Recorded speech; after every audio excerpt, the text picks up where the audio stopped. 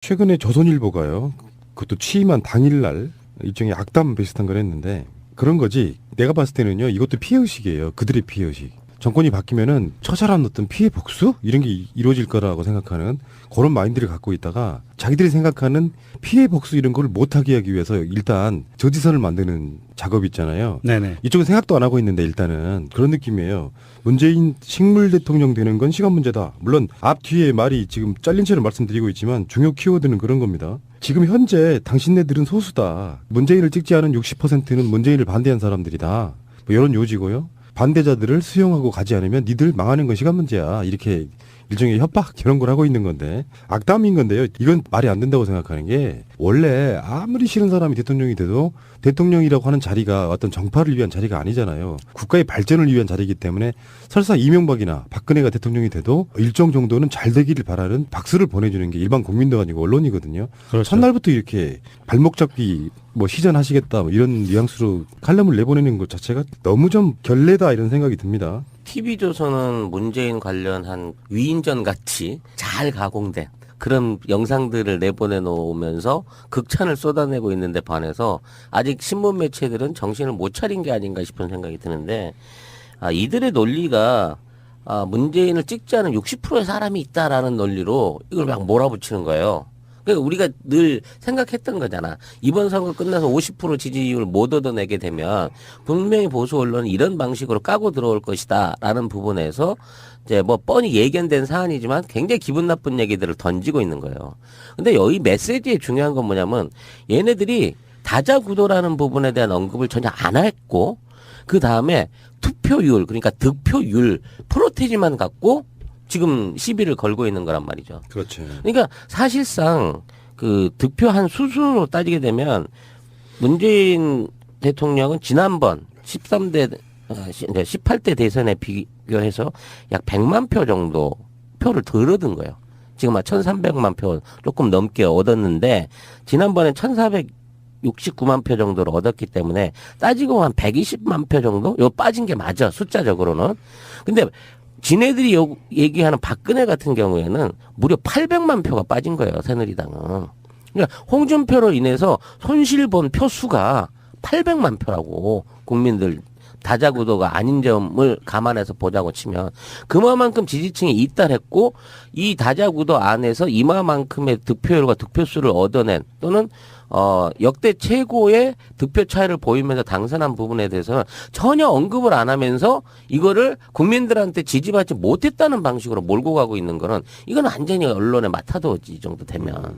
우리가 계속 그 언론들에서는 잊어버리고 있는 건지 아니면 뭐 고의적으로 감추고 있는 건지 모르지만 이번 대통령 선거의 후보가 13명이었어요. 예, 13명 중에서 그냥 5명이었다고 합시다. 뒤에 후보는 다 합쳐도 1%가 안 되는데. 그래요. 5명으로 압축을 하더라도 5명이 후보가 나와서 겨루었는데 41.1%라는 거는요. 압도적이라고 말을 해도 돼요. 그 정도고 데이터를 보면 전국적으로 이번에는 정권 교체의 의지가 굉장히 많이 담겨 있는 투표율이 나왔거든요. 그리고 득표율도 그렇게 나와 있고 이런 부분들에 대해서 조선일보 입장에서는 이렇게 내는 것은 정말 푸른나무님 말대로 걱정이죠. 걱정. 두려움이고 본인들이 당하게 될 그런 어떤 걱정. 그리고 더불어 한 가지 얘기를 하면 얘네들은 아직도 이 사설 쓴 사람은 아직도 이제 5월 10일 이후의 날이 이명박이나 박근혜 정권의 그런 암울했던 시기와 등치를 시키는 거예요. 전혀 다른 시대가 새 시대가 왔는데도 불구하고 얘네들은 아직도 과거에 얽매 있는 거죠. 그러니까 이제 표현을 문재인 대통령에 대해서 군림하는 대통령이다. 그런 대통령의 스타일로는 한 발짝도 나갈 수 없다. 협치해야 된다.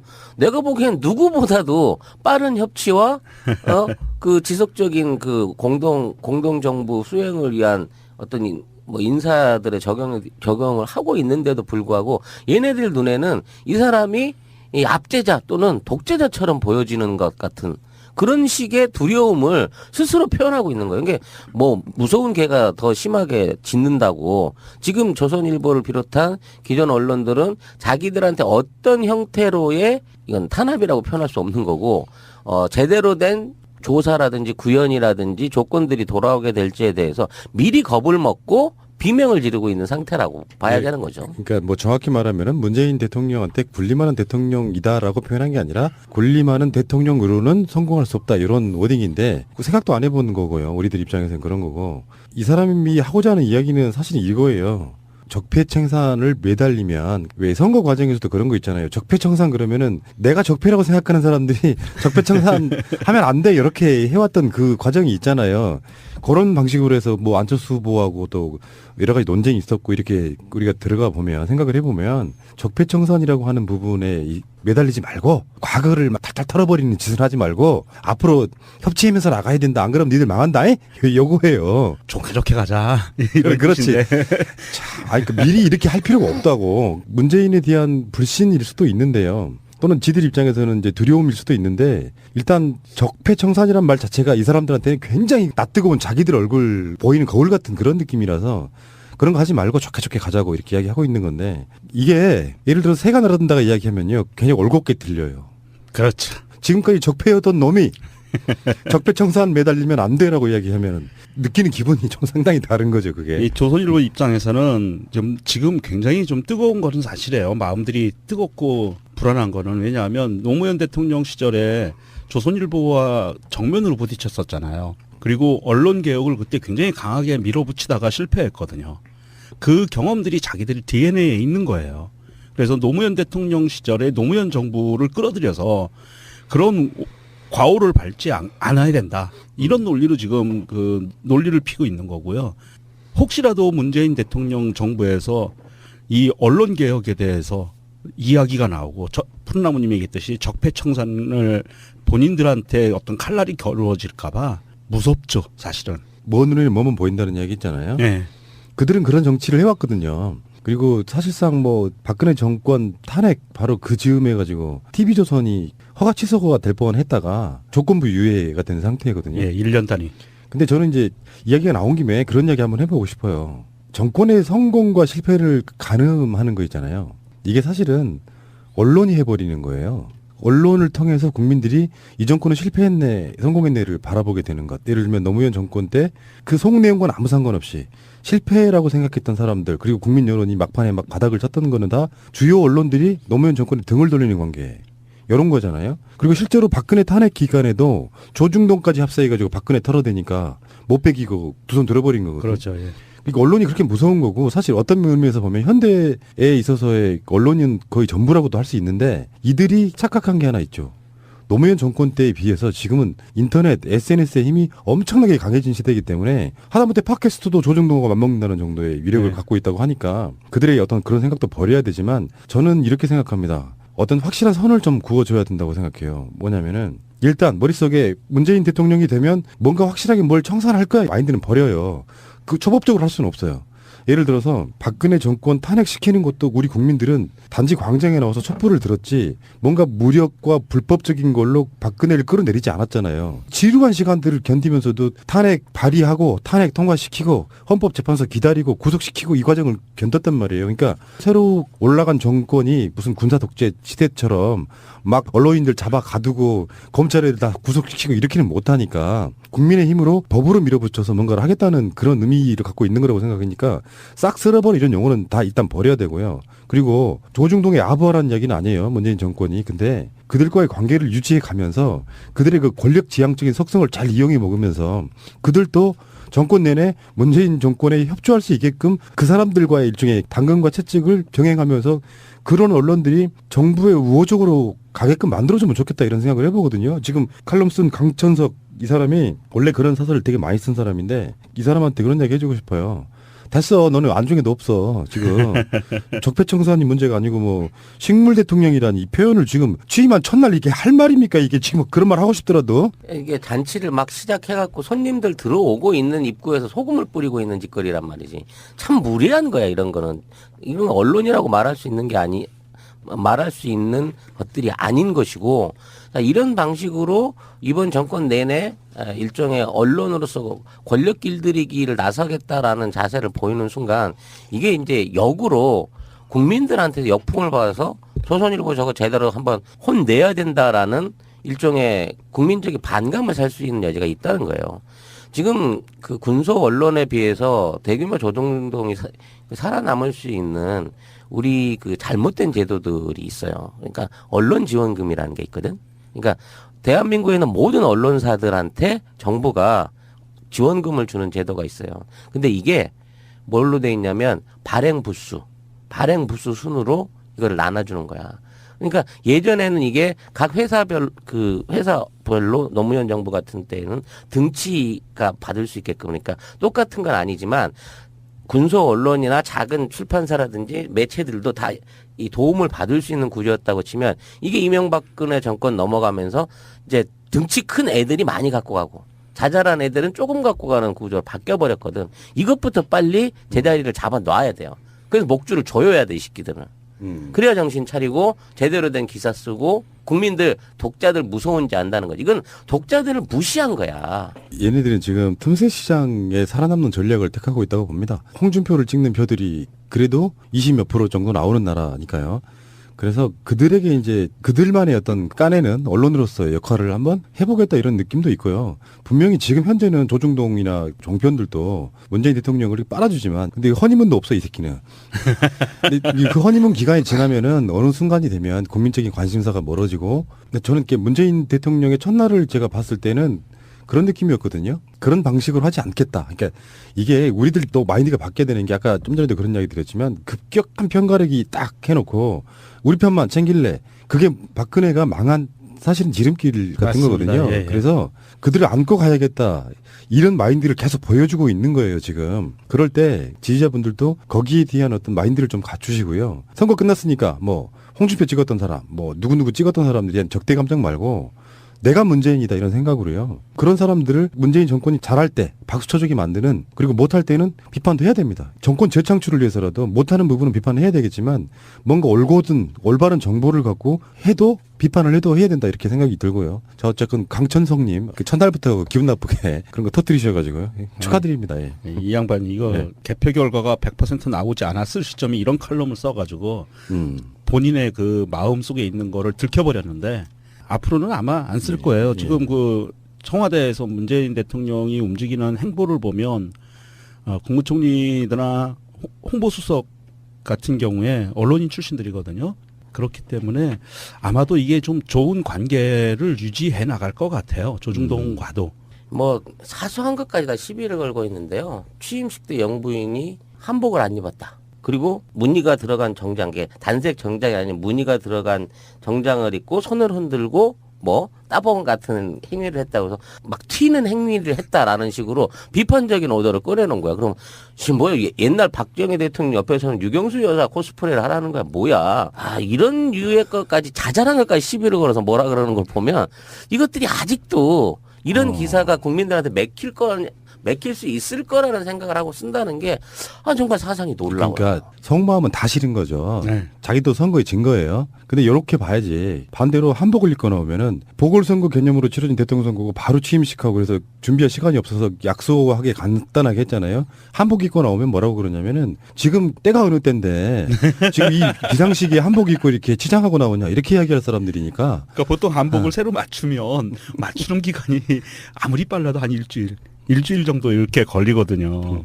그러면은 또 그럴 거예요. 이런 엄중한 시기에 미리 대통령 될 줄 알고 준비 다 해놓고 한복을 맞춰놨다. 근데 웃기는 거는 그 조선일보나 중앙일보 그 사설 하고 같이 맞닿아 있는 전면에 재벌들이 취임 축하 광고들을 내는 거야. 재벌.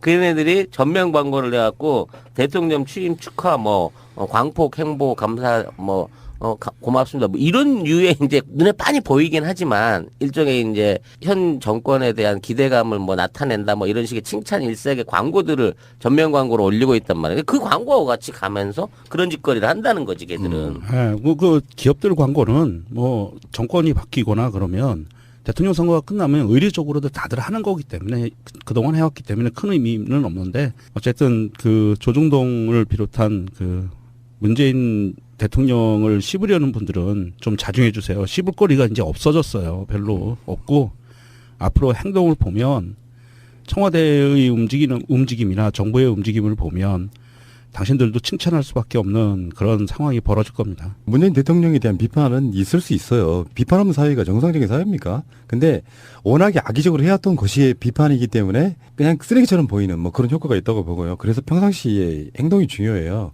칭찬할 건 칭찬하고 비판할 건 비판하고 했던 사람들은 그게 언론이고요. 언론이 이미 그 언론을 접하는 사람들한테 새가 날아든다 포함이라고 생각해요. 뭔가 악의성을 먼저 발견하면은 그 사람이 또는 그 매체가 아무리 좋은 이야기를 해봐야 좋게 안 들린다는, 그러니까 언론은 그래서 평상시 때 해왔던 이력이나 역사나 이미지가 중요하다는 말씀 한번 드려보고 싶어요. 최근에 조선일보가요, 그것도 취임한 당일날 일종의 악담 비슷한 걸 했는데 그런 거지. 내가 봤을 때는요, 이것도 피해의식이에요. 그들의 피해의식. 정권이 바뀌면은 처절한 어떤 피해 복수 이런 게 이루어질 거라고 생각하는 그런 마인드를 갖고 있다가 자기들이 생각하는 피해 복수 이런 걸 못하게 하기 위해서 일단 저지선을 만드는 작업이 있잖아요. 네네. 이쪽은 생각도 안 하고 있는데 일단은 그런 느낌이에요. 문재인 식물 대통령 되는 건 시간 문제다. 물론 앞 뒤에 말이 지금 잘린 채로 말씀드리고 있지만 중요 키워드는 그런 겁니다. 지금 현재 당신네들은 소수다. 문재인을 찍지 않은 60%는 문재인을 반대한 사람들이다.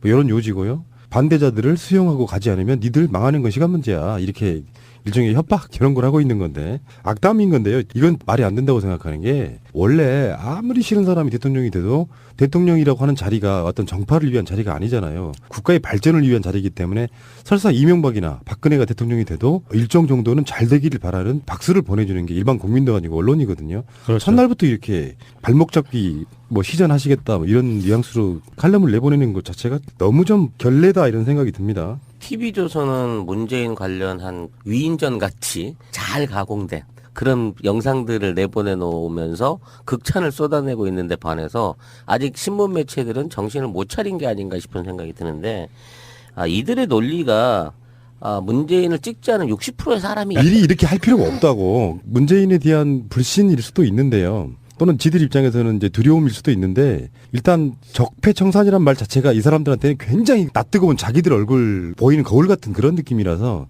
그런 거 하지 말고 좋게 가자고 이렇게 이야기하고 있는 건데 이게 예를 들어 새가 날아든다가 이야기하면요 굉장히 올곧게 들려요. 그렇죠. 지금까지 지금까지 적폐였던 놈이 적폐청산 매달리면 안 돼라고 이야기하면 느끼는 기분이 좀 상당히 다른 거죠 그게. 이 조선일보 입장에서는 지금 굉장히 좀 뜨거운 거는 사실이에요. 마음들이 뜨겁고 불안한 거는 왜냐하면 노무현 대통령 시절에 조선일보와 정면으로 부딪혔었잖아요. 그리고 언론 개혁을 그때 굉장히 강하게 밀어붙이다가 실패했거든요. 그 경험들이 자기들 DNA에 있는 거예요. 그래서 노무현 대통령 시절에 노무현 정부를 끌어들여서 그런 과오를 밟지 않아야 된다. 이런 논리로 지금 그 논리를 피고 있는 거고요. 혹시라도 문재인 대통령 정부에서 이 언론 개혁에 대해서 이야기가 나오고 푸른나무님이 얘기했듯이 적폐청산을 본인들한테 어떤 칼날이 겨루어질까 봐 무섭죠, 사실은. 먼 눈에 뭐만 보인다는 이야기 있잖아요. 네. 그들은 그런 정치를 해왔거든요. 그리고 사실상 뭐 박근혜 정권 탄핵 바로 그 즈음에 가지고 TV조선이 허가 취소가 될 뻔했다가 조건부 유예가 된 상태거든요. 예, 1년 단위. 근데 저는 이제 이야기가 나온 김에 국민들한테 지지받지 못했다는 방식으로 몰고 가고 있는 거는 이건 완전히 언론의 마타도지 이 정도 되면. 우리가 계속 그 언론들에서는 잊어버리고 있는 건지 아니면 뭐 고의적으로 감추고 있는 건지 모르지만 이번 대통령 선거의 후보가 13명이었어요. 예, 13명 중에서 그냥 5명이었다고 합시다. 뒤에 후보는 다 합쳐도 1%가 안 되는데. 그래요. 5명으로 압축을 하더라도 5명이 후보가 나와서 겨루었는데 41.1%라는 거는요. 압도적이라고 말을 해도 돼요. 그 정도고 데이터를 보면 전국적으로 이번에는 정권 교체의 의지가 굉장히 많이 담겨 있는 투표율이 나왔거든요. 그리고 득표율도 그렇게 나와 있고 이런 부분들에 대해서 조선일보 입장에서는 이렇게 내는 것은 정말 푸른나무님 말대로 걱정이죠. 걱정. 두려움이고 본인들이 당하게 될 그런 어떤 걱정. 그리고 더불어 한 가지 얘기를 하면 얘네들은 아직도 이 사설 쓴 사람은 아직도 이제 5월 10일 이후의 날이 이명박이나 박근혜 정권의 그런 암울했던 시기와 등치를 시키는 거예요. 전혀 다른 시대가 새 시대가 왔는데도 불구하고 얘네들은 아직도 과거에 얽매 있는 거죠. 그러니까 이제 표현을 문재인 대통령에 대해서 군림하는 대통령이다. 그런 대통령의 스타일로는 한 발짝도 나갈 수 없다. 협치해야 된다. 내가 보기엔 누구보다도 빠른 협치와 그 지속적인 그 공동 정부 수행을 위한 어떤 뭐 인사들의 적용을 하고 있는데도 불구하고 얘네들 눈에는 이 사람이 이 압제자 또는 독재자처럼 보여지는 것 같은 그런 식의 두려움을 스스로 표현하고 있는 거예요. 이게 뭐 무서운 개가 더 심하게 짖는다고 지금 조선일보를 비롯한 기존 언론들은 자기들한테 어떤 형태로의 이건 탄압이라고 표현할 수 없는 거고 제대로 된 조사라든지 구현이라든지 조건들이 돌아오게 될지에 대해서 미리 겁을 먹고 비명을 지르고 있는 상태라고 봐야 되는 거죠. 그러니까 뭐 정확히 말하면은 문재인 대통령한테 군림하는 대통령이다라고 표현한 게 아니라 군림하는 대통령으로는 성공할 수 없다 이런 워딩인데 그 생각도 안 해본 거고요. 우리들 입장에서는 그런 거고 이 사람이 하고자 하는 이야기는 사실 이거예요. 적폐청산을 매달리면 왜 선거 과정에서도 그런 거 있잖아요. 적폐청산 그러면은 내가 적폐라고 생각하는 사람들이 적폐청산 하면 안 돼 이렇게 해왔던 그 과정이 있잖아요. 그런 방식으로 해서 뭐 안철수 후보하고 또 여러 가지 논쟁이 있었고 이렇게 우리가 들어가 보면 생각을 해보면 적폐청산이라고 하는 부분에 매달리지 말고 과거를 막 탈탈 털어버리는 짓을 하지 말고 앞으로 협치하면서 나가야 된다. 안 그러면 니들 망한다. 요거예요. 좋게 가자. 이런 그렇지. 뜻인데. 참, 아니 그 있다라는 논리로 이걸 막 몰아붙이는 거예요. 그러니까 우리가 늘 생각했던 거잖아. 이번 선거 끝나서 50% 지지율 못 얻어내게 되면 분명히 보수 언론은 이런 방식으로 까고 들어올 것이다라는 부분에서 이제 뭐 뻔히 예견된 사안이지만 굉장히 기분 나쁜 얘기들을 던지고 있는 거예요. 근데 여기 메시지의 중요한 건 뭐냐면 얘네들이 다자구도라는 부분에 대한 언급을 전혀 안 했고 그 다음에 투표율 그러니까 득표율 프로테지만 갖고 지금 시비를 걸고 있는 거란 말이죠. 그렇죠. 그러니까 사실상 그 득표한 수순으로 따지게 되면 문재인 대통령은 지난번 18대 대선에 비교해서 약 100만 표 정도 표를 덜 얻은 거예요. 지금 한 1,300만 표 조금 넘게 얻었는데 지난번에 1,469만 표 정도를 얻었기 때문에 따지고 한 120만 표 정도? 요 빠진 게 맞아. 숫자적으로는. 근데 지네들이 얘기하는 박근혜 같은 경우에는 무려 800만 표가 빠진 거예요. 새누리당은. 그러니까 홍준표로 인해서 손실 본 표 수가 800만 표라고 국민들 다자구도가 아닌 점을 감안해서 보자고 치면 그만큼 지지층이 이탈했고 이 다자구도 안에서 이마만큼의 득표율과 득표수를 얻어낸 또는 역대 최고의 득표 차이를 보이면서 당선한 부분에 대해서는 전혀 언급을 안 하면서 이거를 국민